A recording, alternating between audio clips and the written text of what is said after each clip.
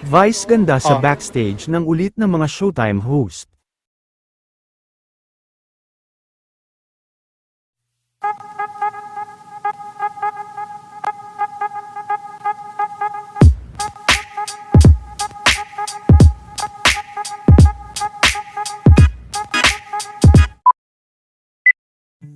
Sa naganap na Showtime ngayong araw, ay marami nga ang natuwa dahil muli ngang nagsibalik at nadagdagan pa ang mga cute na bata sa Showtime para maglaro.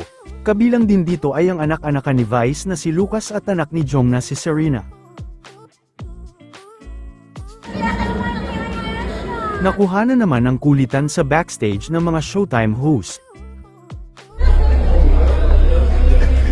Nag-swimming ka? Wala.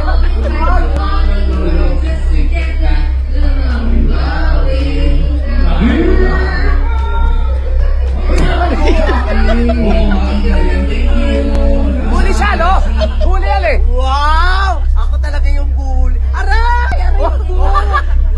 Aray! Layo ah! Nagkalipanit pa ako? Oo! 1 to 10, ano sa maganda? 1 to 10.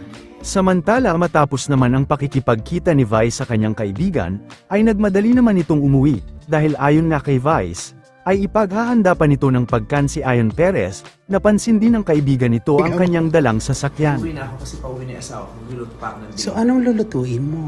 yung paborito niya lang na simple lang. Baka mag-ano lang, morcon. Hindi ka nga marunong magluto, hindi magbukas ng gasol, o chusera ka. Ano pinagsasabi mo? Wala, ganda ng bago mong car. Ano to? Ah, chusera. Naku. Bili ka. Bakit? Dealer ka na ba ng kotse? Bili ka dito. Oh. Mahaba yung ilong niya.